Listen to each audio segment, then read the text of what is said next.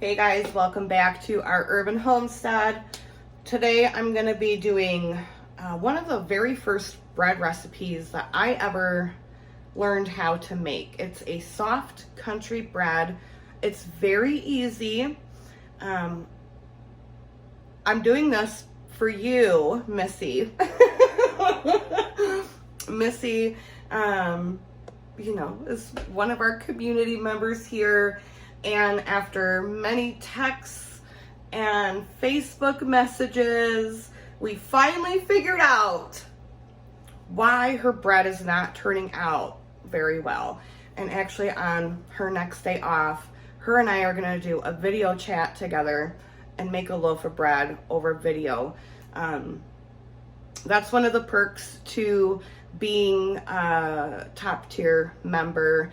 If you guys are interested in that, memberships are always listed in my description, and it gives you, access to one-on-one chats, personal connections, and whatnot. So Missy, get ready, girl, because this is the bread we're gonna do, and or we can do my other yeast bread if you want. But this bread is super simple, you guys. This is going to be in my cookbook. I haven't made this one in a very long time, so I had to pull up the cookbook recipe. I'm slowly working on that. I'm doing like 2 recipes a night. It's hard to narrow down what to put in it because it would be like this thick, It's hard to narrow it down. So to start with, we need 1/2 cup of warm water, and you're going to dissolve 2 tablespoons of dry active yeast, not instant yeast. Oh, shoot. So 2 tablespoons. I keep my yeast in the freezer. It just really gives it a long life, in my opinion.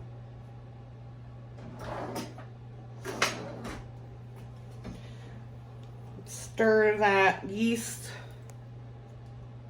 and warm water together. I like this bread because you don't need a bread pan for it. I'm gonna do it in a bread pan and then on a baking sheet, just so we can, I've never done it in a bread pan before. Okay, so then we're just gonna set this aside.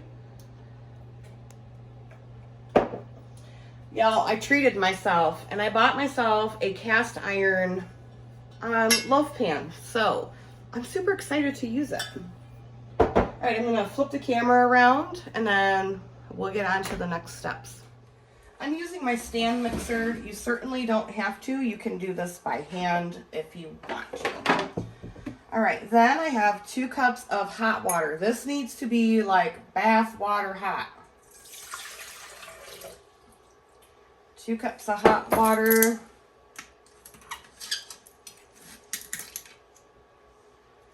3 tablespoons of sugar. You can use honey if you want.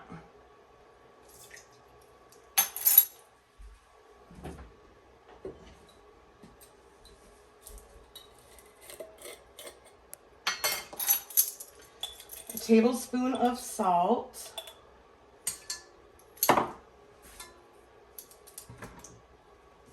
5 tablespoons of oil.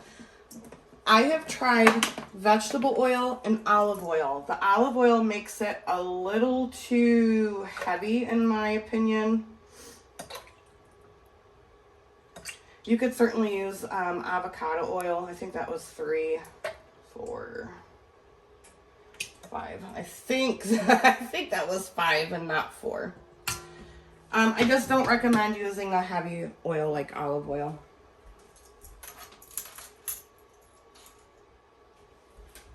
And then you're going to add 3 cups of flour.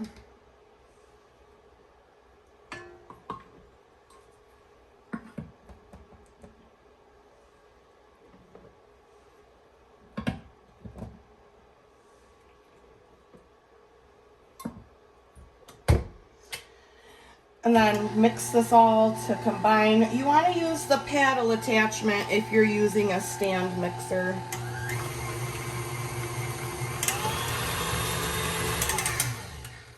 Just until it is combined. And then we're gonna add another 3 cups, one at a time. First we gotta mix this yeast mixture in.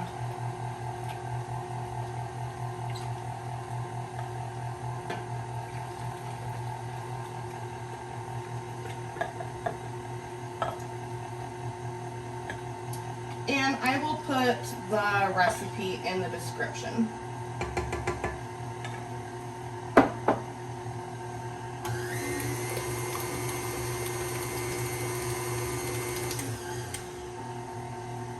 And then 3 cups, one at a time.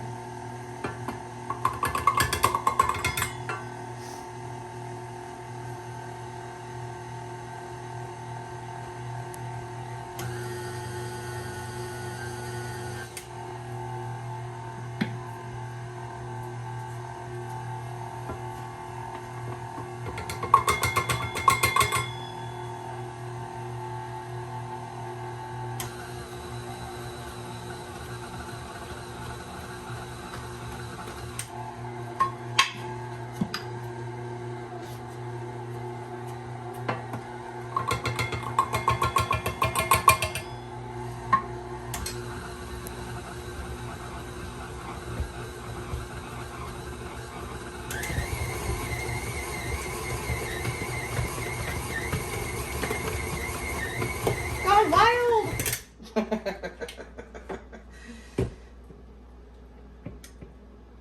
Ooh, this will be sticky at first. Oh geez Louise, I just made a big old mess of my mixer and my hands.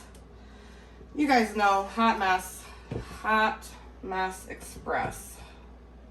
Oh, for crying out loud, would you look at that? Well, you know, what are you gonna do? It is what it is.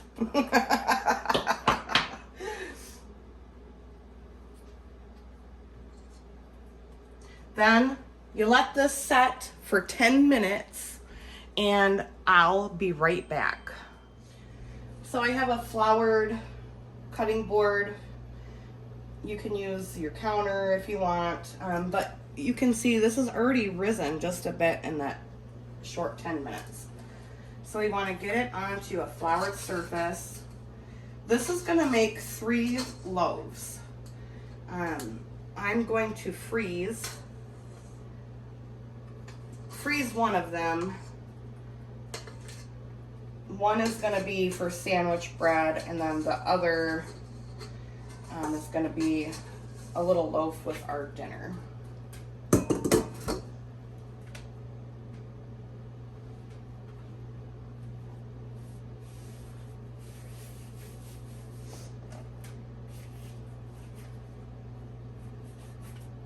So cut it into thirds.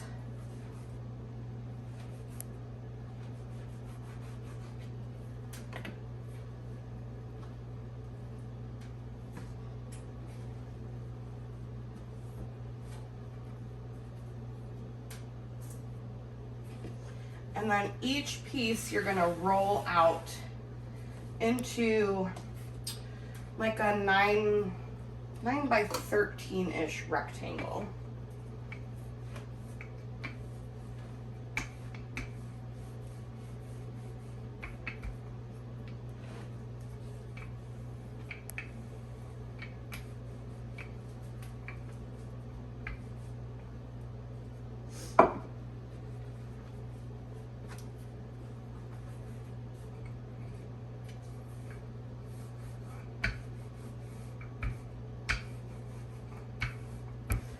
This dough is also very versatile. You can, make all kinds of stuff with it. It could be pizza crust, it could be cinnamon rolls, whatever.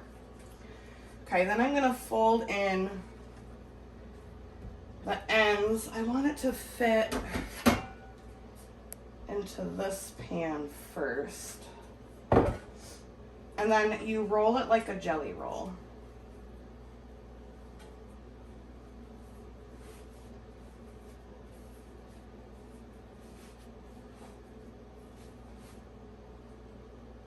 Like I said, I've never done it in a loaf pan, so this is gonna be a little new. I always just do it on a baking sheet. I'm actually gonna fold that in half.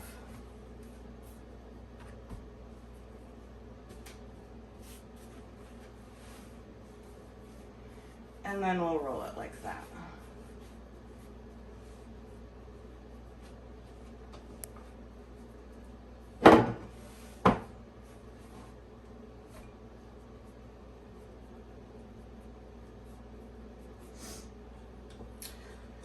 Okay, I'm gonna get the other loaf pan done, and then one on a baking sheet. The bread needs to sit in a warm place for 30 minutes, and then we'll bake it.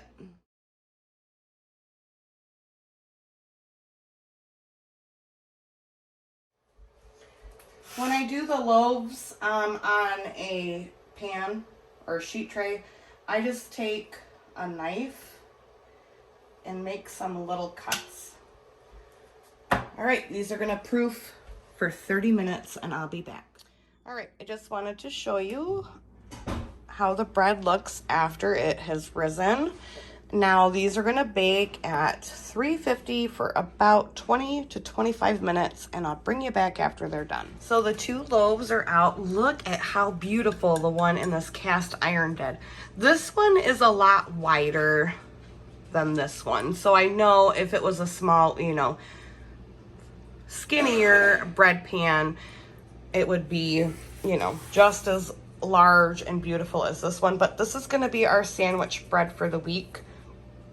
This is gonna be the one that I freeze, and then I do have the loaf for our dinner tomorrow in the oven, but I touched it and it fell. So I'm hoping that it bakes up puffy and beautiful. But these are gorgeous. I'm just gonna let them cool in the pan for 5 minutes, and then I'm gonna take them out and lay them on the cutting board. And then here is just the regular loaf.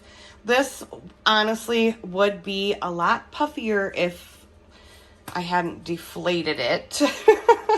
But you know, so I'm super happy that I got the cast iron loaf pan.